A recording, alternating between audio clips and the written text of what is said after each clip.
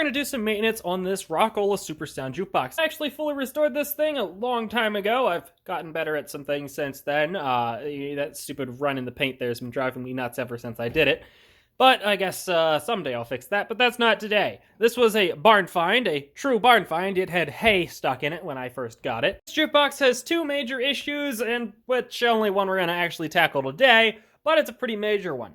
For some reason, it keeps tripping the breaker. It's that LED being out down there. This stupid mechanism breaker keeps flipping, and you have to manually reset it. What we're gonna do is clean off all the old grease, which is something that a lot of techs didn't do back in the day. They just piled on more and more grease, and then that all gums up. So remove your old grease first, and then we'll put on some new grease. Now I've cleaned off the old grease. Now what we're going to do is I'm going to use white lithium grease on these gears. Everyone likes to use their own custom formula.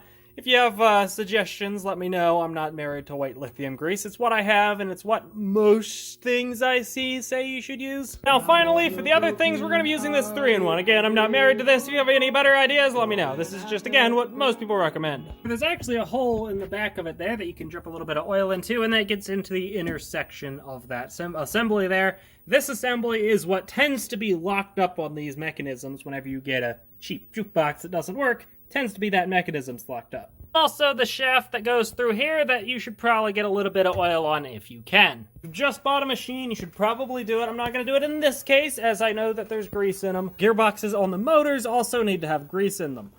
The grease really shouldn't disappear, but if it's old grease, that grease will get hard and gummy.